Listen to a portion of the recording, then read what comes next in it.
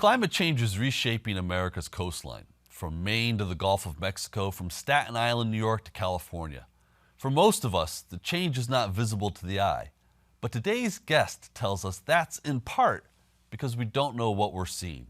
She's Elizabeth Rush, this week on Story in the Public Square.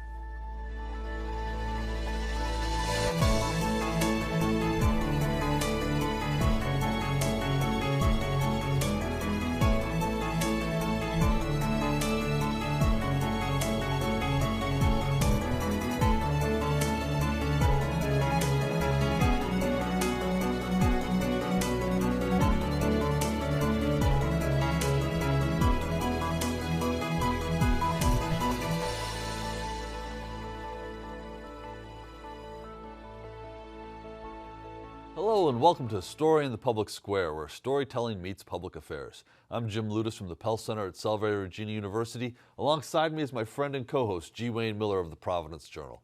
Each week we talk about big issues with great guests, authors, journalists, artists, and more, to make sense of the stories that shape public life in the United States today. To help us this week, we're joined by Elizabeth Rush, who is the author of a powerful book titled Rising: Dispatches from the New American Shore, a finalist for the Pulitzer Prize. Elizabeth, thank you so much for being with us. Thanks for having me. And congratulations. Really, this is we talked about this a little bit back in the green room, but I wish I wrote like you. And this is just beautifully written. Beautifully written and just a remarkable book. I'm curious though, the inspiration for writing it, where did that come from? You know, initially, I started reporting on sea level rise back in 2011. I was sent to the India-Bangladesh border by an international newspaper to do a story on the India-Bangladesh border fence. And interestingly, in Bangladesh, everyone told me, you know, the fence isn't really a problem. You can bribe your way through. You can walk through under the cover of darkness. The real issue is this arrival of saline in the aquifer and how it's decimating our crops and leading to widespread displacement. And I remember coming back to my editor and saying, like, okay, well, you know, the fence is important, but I'd also really like to get a significant amount on the page about sea level rise. And they gave me like 200 words. They gave me a sidebar, but that felt really sort of disproportionate to the threat that I was seeing unfold in front of me. And so I started to cover sea level rise more regularly, and I found that often you would run into this problem that to get it in the newspaper, you'd get a little tiny story, or you'd have to write it in really deeply apocalyptic terms that didn't map onto the lived experience that I was seeing in these frontline communities struggling with sea level rise in the present tense.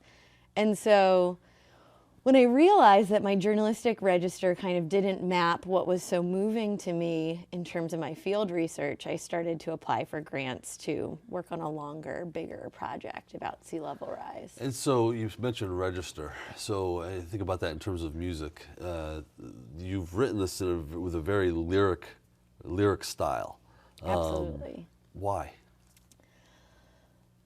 In part, because I believe in the power of language to enchant us. I think that sometimes we write about climate change in this very scientific register, and that dulls people to the dynamism at the heart of the changes that are taking place all around us. And so I thought this kind of lyricism might be able to wake us up to see really this incredible planetary transformation that we're living through. So I want to ask, just sort of, because I found this fascinating. So in the journalism that you were doing as a freelancer, it was sort of straight journalistic reportage, right? Absolutely. Was this a tool in the toolbox that you reached for in terms of, I'm going to tell this story with a certain voice because that's going to capture the power of it more fully than a straight journalistic account? I think so. Originally, I was trained as a poet as well. So there was some part of me that, quite frankly, turned to journalism out of necessity. In order to get paid to write, I had to write in a journalistic register. I remember the first poem I sold for $35. And the first article I sold for a couple thousand, and I was like, oh, well. Look at that. That was a simple decision. Yeah.